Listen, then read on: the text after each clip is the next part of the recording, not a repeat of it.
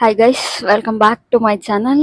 ಇವತ್ತಿನ ವಿಡಿಯೋ ಏನು ಅಂದರೆ, ನಾನು ಒಂದು ಕನ್ನಡ ಮೂವಿ ನೋಡಿದೆ, ಅದು ದಗೆ ಅಂತ. ಈಗ ಆಲ್ರೆಡಿ ನೀವು ಮುಂಚೆನೆ ಆ ಮೂವಿ ಪೋಸ್ಟರ್ ಎಲ್ಲ ನೋಡಿರ್ತೀರಾ. ಆ ಮೂವಿ ರಿವ್ಯೂನ ನಾನು ಇವತ್ತು ನಿಮಗೆ ಹೇಳ್ಬೇಕು ಅಂತ ವಿಡಿಯೋ ಮಾಡ್ತಾ ಇರೋದು. ಅಲ್ಲಿಯ ಒಬ್ಬ ಪ್ರತಿಭೆ ತನ್ನ ಊರು ಬಿಟ್ಟು ಬೆಂಗಳೂರಿಗೆ ಬಂದು ತನ್ನ ಜೀವನನೇ ಸಿನಿಮಾ ಅಂತ ಅಂದುಕೊಂಡು ಹಲವು ಸಿನಿಮಾಗಳ ನಿರ್ಮಾಪಕರಾಗಿದ್ದಾರೆ. ಈಗ ಈ ದಗೆಯ ಚಿತ್ರ ಕೂಡ ಅವರದೇ. ಈ ಚಿತ್ರ ಬೆಂಗಳೂರಿನ 17ನೇ ಇಂಟರ್ನ್ಯಾಷನಲ್ ಫಿಲ್ಮ್ ಫೆಸ್ಟಿವಲ್ಗೆ ಸೆಲೆಕ್ಟ್ ಆಗಿದೆ. ಅದು ತುಂಬ ಖುಷಿಯಾದಂಥ ವಿಷಯ. ಆ ಉತ್ತರ ಕರ್ನಾಟಕದಿಂದ ಇಲ್ಲಿಗೆ ಬಂದು ತಮ್ಮ ಜೀವನನೇ ಸಿನಿಮಾ ಅಂದ್ಕೊಂಡವರು ಇವತ್ತು ಆ ಲೆವೆಲಲ್ಲಿ ಬೆಳೆದಿದ್ದಾರೆ ಅಂದರೆ ಅದು really it's an hard work ಹೇಳೋಕ್ಕೆ ಇಷ್ಟಪಡ್ತೀನಿ. ಆಗ ಈ ಚಿತ್ರ ಮುಂದಿನ ತಿಂಗಳು ಅಂದರೆ ಮಾರ್ಚಲ್ಲಿ ಥಿಯೇಟ್ರಲ್ಲಿ ರಿಲೀಸ್ ಆಗುತ್ತೆ. ಇದು ನಿನ್ನೆ ಜಸ್ಟ್ ಏನು ಅಂದರೆ ಫಿಲ್ಮ್ ಫೆಸ್ಟಿವಲ್ಗೆ ಸೆಲೆಕ್ಟ್ ಆಗಿತ್ತು ಅಂತ ಲುಲು ಮಾಲಲ್ಲಿ ಫಸ್ಟ್ ಸ್ಕ್ರೀನ್ ಪ್ಲೇ ಮಾಡಿದ್ದು. ಅದರಿಂದ ನೆಕ್ಸ್ಟ್ ಮಂತ್ ರಿಲೀಸ್ ಆಗುತ್ತೆ. ಎಲ್ಲರೂ ಥಿಯೇಟ್ರಲ್ಲಿ ಹೋಗಿ ಮೂವಿಯನ್ನು ನೋಡಿ ಉತ್ತರ ಕರ್ನಾಟಕದ ಕಥೆ ಹೇಗಿದೆ ಎಂದು ತಿಳಿಸಿ. ಅಂದರೆ ಒಂದು ನೀರು ಇರದೇ ಇರ್ತಕ್ಕಂಥ ಒಂದು ಪ್ರದೇಶದಲ್ಲಿ ಸತತವಾಗಿ ಒಂದು ಸೇವೆ ಮಾಡ್ತಕ್ಕಂಥದ್ದು. ಯಾಕಂದರೆ ತೋರಿಕೆಗೆ ಸೇವೆ ಮಾಡೋದಕ್ಕೂ ನಿಸ್ವಾರ್ಥ ಸೇವೆ ಮಾಡೋದಕ್ಕೂ ತುಂಬ ವ್ಯತ್ಯಾಸ ಇದೆ. ಆ ಥರ ಒಂದು ನಿಸ್ವಾರ್ಥ ಸೇವೆಯನ್ನು ಇಟ್ಕೊಂಡು ಆಮೇಲೆ ಪಕ್ಕ ಒಂದು ಉತ್ತರ ಕರ್ನಾಟಕದ ನೇಟಿವ್ ಇಟ್ಕೊಂಡು ಅಲ್ಲೇ ಒಂದು ಲೊಕೇಶನ್ ಇಟ್ಕೊಂಡು ಮಾಡಿರ್ತಕ್ಕಂಥ ಜಾಗ ಹೇಳಿದ್ರು. ಸೊ ಇದು ದಗೆ ಅನ್ನುವಂಥದ್ದು ಭಾಳ ಧನ್ಯವಾದಂಥ ಒಂದು ಕತೆ. ವಿಶೇಷ ಅಂತಂದರೆ ಕರುಳು ಬಳ್ಳಿಯ ಸಂಬಂಧನೇ ಇಲ್ಲದಿರ್ತಕ್ಕಂಥ ಪಾತ್ರಗಳು. ಸಾಕು ಮಗ ನಾನು, ಮಂಜಮ್ಮ ಒಬ್ಬರು ಜೋಗುತಿ, ಮತ್ತು ನಾನು ಪ್ರೀತಿಸುವಂಥ ಒಬ್ಬರು ಹೆಣ್ಮಗಳು, ಅವಳು ವಿಧವೆ, ಗಂಡ ಇಲ್ಲದೇ ಇರ್ತಕ್ಕಂಥ.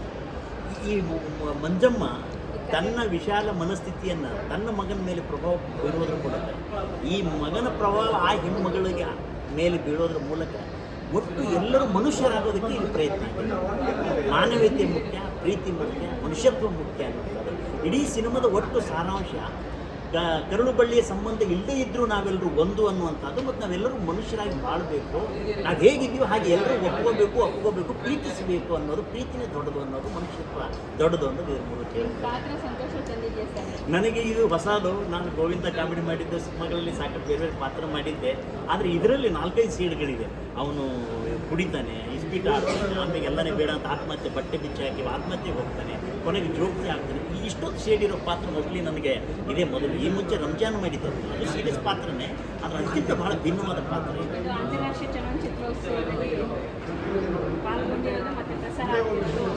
ವಿಶೇಷ ಹೌದು. 17ನೇ ಅಂತಾರಾಷ್ಟ್ರೀಯ ಚಲನಚಿತ್ರೋತ್ಸವದಲ್ಲಿ ಬೆಂಗಳೂರಿನಲ್ಲಿ ಅನ್ನೋ ಅರ್ಥದಲ್ಲಿ ಅಂದಾಜು 60-70 ದೇಶಗಳ 200 ಚಿತ್ರಗಳ ಪ್ರದರ್ಶನದಲ್ಲಿ, ಅದರಲ್ಲೂ ಇಂಡಿಯನ್ ವಿಭಾಗದಲ್ಲಿ ನಮ್ಮ ದಗೆ ದೇಶಾದ್ಯಂತ ಎಲ್ಲ ಭಾಷೆಗಳ ಚಿತ್ರಗಳ ಜೊತೆ ಸ್ಪರ್ಧೆ ಮಾಡಿ ಜೂರಿ ಅವರು ಈ ಚಿತ್ರ ವಿಶೇಷವಾಗಿದೆ, ಇದನ್ನು ಪ್ರದರ್ಶನ ಮಾಡಬೇಕು ಅಂತ ರಿಕ್ವೆಸ್ಟ್ ಮಾಡಿ ನಾನೆಲ್ಲರಿಗೂ ಆಯ್ಕೆ ಮಾಡಿದಂಥ ಸರ್ಕಾರಕ್ಕೂ ಮತ್ತು ಸದಸ್ಯರಿಗೂ ನಾನು ಧನ್ಯವಾದಗಳು. 10 ದಿನ ಸುಧಾರಿಸ್ಕೊಂಡಿದ್ದಾರೆ. ಕಾರಣ ಏನಂದರೆ ಸ್ಕಿನ್ ಎಲ್ಲ ಏನಿರುತ್ತಲ್ಲ, ಒಂದು ಲೇರು ಸುಟ್ಟೋಗಿತ್ತು, ನಿಜವಾಗ್ಲೂ ಆ ಥರ ಟ್ಯಾನ್ ಆಗೋಗಿತ್ತು.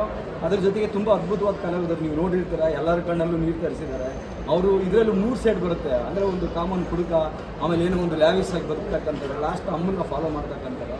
ಹಾಗಾಗಿ ಯಾವ ಕ್ಯಾರೆಕ್ಟರ್ ಕೊಟ್ಟರು ತುಂಬ ಲೀಲಾಜಾಲವಾಗಿ ನಡೆಸ್ತಕ್ಕಂಥ ಒಂದು ಅದ್ಭುತ ಕಲಾವಿದರಂದರೆ ನಿಜವಾಗ್ಲೂ ಅದು ಇದು ಅತಿರಿಕ್ತ.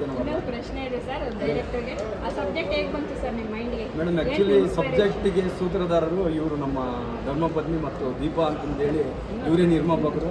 ಇದಕ್ಕೆ ಆಮೇಲೆ ಎಲ್ಲರೂ ಕೈ ಜೋಡಿಸಿದ್ದಾರೆ.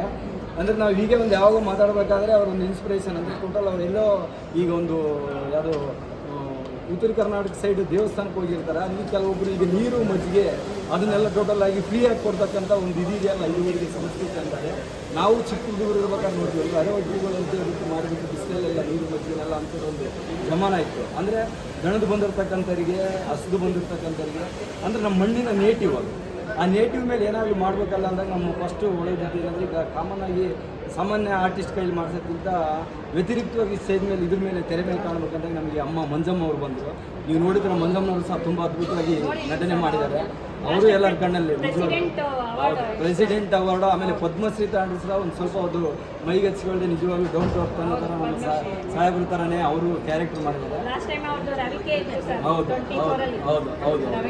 ಹಾಗಾಗಿ ಇದೊಂದು ನಿಜವಾಗ್ಲೂ ಅಂದರೆ ನಮ್ಮ ದೇಶದ ಮಣ್ಣಿನ ಗುಣ ಇದು.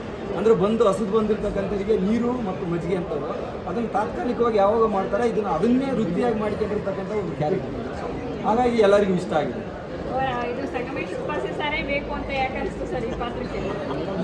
ಯಾಕಂದರೆ ಏನಾಗುತ್ತೆ ಅಂದರೆ ರೆಗ್ಯುಲರ್ ಆರ್ಟಿಸ್ಟ್ ಇಟ್ಬಿಟ್ಟು ನಾವು ಮಾಡೋದಕ್ಕೂ ಆಮೇಲೆ ಈಗ ವ್ಯತಿರಿಕ್ತವಾಗಿ ಏನಾಗಲಿ ಮಾಡಬೇಕಂದ್ರೆ ನವರಸಗಳು ಅಂತ ಹೇಳ್ತಾರೆ ಎಲ್ಲ ರಸಗಳಲ್ಲಿ ಜಲೀಲ ಜಾಲವಾಗಿ ನಡೆಸ್ತಕ್ಕಂಥ ಕಲಾವಿದಿರಬೇಕು.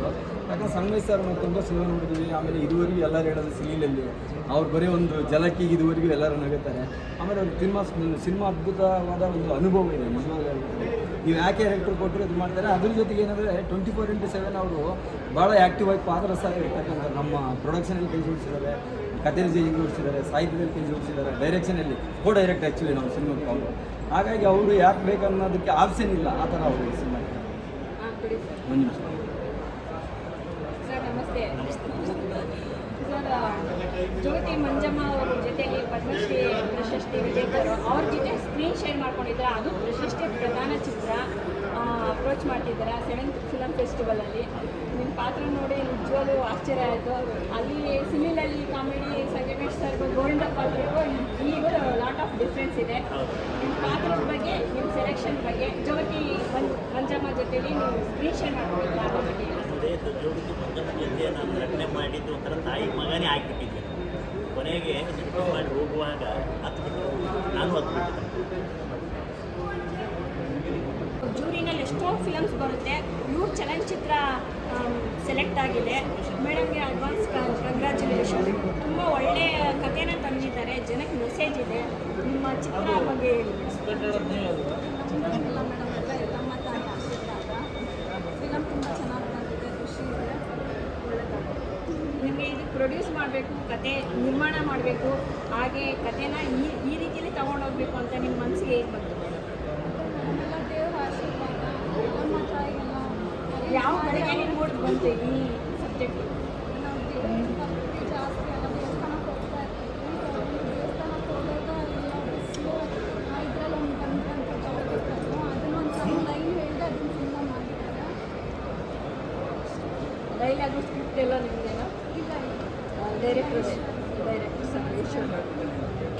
ತುಂಬ ಒಳ್ಳೆ ಚಲನಚಿತ್ರ ಮೂಡ್ ಬಂದಿದೆ. ತುಂಬ ಸಂತೋಷ ಆಯಿತು. ಪ್ರೇಕ್ಷಕರ ಮನಸ್ಸು ಗೆದ್ದಿದೆ. ನಾಳೆ ಪ್ರಶಸ್ತಿ ಪ್ರದಾನ ಸಮಾರಂಭದಲ್ಲಿ ಮೇಡಮ್ ಅವ್ರ ಚಲನಚಿತ್ರಕ್ಕೆ ಪ್ರಶಸ್ತಿ ಬನ್ನಿ ಅಂತ ಹಾರೈಸ್ತೀನಿ. Thank you ma'am. ಇನ್ನೇನಾದರೂ ಹೇಳೋದಿದೆಯಾ? Thank you ma'am. ಸಿನಿಮಾ ನೋಡಿ ನಮ್ಮ ದಗೆ ಸಿನಿಮಾಕ್ಕೆ ಎಲ್ಲರೂ ಆಶೀರ್ವದಿಸಿ ಅಂತ ಕೇಳ್ಕೊಳ್ತೀನಿ. ಅದರಲ್ಲಿ ಏನು ಓದಲ್ದೆ ತೆಗೆದುಕೊಂಡಿದ್ರು ಅದೊಂದು ಇದರಲ್ಲಿ ಕಂಡು ಬಂತು ನನಗೆ. ಜೊತೆಗೆ ನಾವು ಬದುಕಬೇಕು, ಸಾಯಬೇಕು ಅಂತ ಮಕ್ಕಳು ಬಂದಾಗ ಸಾಯಬೇಕು, ಈಗ ಬದುಕಬೇಕು, ಇಲ್ಲ ಬದುಕಿಸಬೇಕು ಅಂತ ಹೇಳಿ ಎಷ್ಟು ಹಾಗೆ ನಮ್ಮ ಉತ್ತರ ಕರ್ನಾಟಕದ ಪ್ರತಿಭೆಯನ್ನು ಬೆಳೆಸಿ ಅಂತ ನಾನು ನಿಮಗೆ ಕೇಳ್ಕೊತೀನಿ. ಈ ಮೂವಿ ನೋಡಿದ್ಮೇಲೆ ನನ್ಗನ್ಸಿದ್ದೇನು ಅಂದರೆ, ನಮ್ಮ ಹತ್ರ ನಮ್ಮ ಜೀವನದಲ್ಲಿ ಏನೇ ಇರ್ಬೋದು, ಬಟ್ ನಮಗೆ ಮನುಷ್ಯತ್ವ ಅನ್ನೋದು ತುಂಬಾ ಜೀವನದಲ್ಲಿ ಇಂಪಾರ್ಟೆಂಟ್ ಆಗುತ್ತೆ. ಮೂವಿ ನೋಡಿದ್ಮೇಲೆ ಗೈಸ್ ತುಂಬಾ ಪಾಸಿಟಿವ್ ಫೀಡ್ಬ್ಯಾಕ್ ಬಂತು ಮೂವಿ ಬಗ್ಗೆ. ನನಗೆ ಅದು ಸಖತ್ ಇಷ್ಟ ಆಯಿತು. ಹಾಗೆ ಈ ಮೂವಿಲಿ ಪಾತ್ರ ಮಾಡಿರೋರು ಯಾರು ಅಂದರೆ ಜೋಗತಿ ಮಂಜಮ್ಮ ಅಂತ. ನೀವು ಆಲ್ರೆಡಿ ಕೇಳಿರ್ತೀರ ಅನ್ಸುತ್ತೆ. ಅವರು ಕೂಡ ತುಂಬ ಚೆನ್ನಾಗಿ ಆ್ಯಕ್ಟ್ ಮಾಡಿದ್ದಾರೆ. ಆ್ಯಂಡ್ ಫೈನಲಿ ನಾನು ಹೇಳೋದೇನು ಅಂದರೆ, ಈ ಮೂವಿನ ನೀವು ಥಿಯೇಟ್ರಲ್ಲಿ ಹೋಗಿ ನೋಡಿ ಅಂತ ಹೇಳಕ್ಕೆ ಇಷ್ಟಪಡ್ತೀನಿ.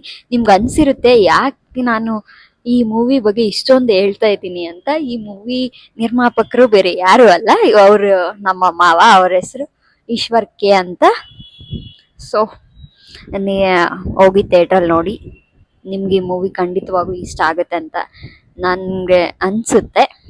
ಯಾಕಂದರೆ ನನಗೂ ತುಂಬ ಇಷ್ಟ ಆಯಿತು ಈ ಮೂವಿ. ಇದ್ದಾಗ ಕಡೆಗಣಿಸಿ ಹೋದಾಗ ಮತ್ತೆ ಬೇಕೆನಿಸಿದರೆ ಅದಕ್ಕೆ ಯಾವ ಅರ್ಥ ಕೂಡ ಇರೋದಿಲ್ಲ. ಮತ್ತೆ ಸಿಗುವ.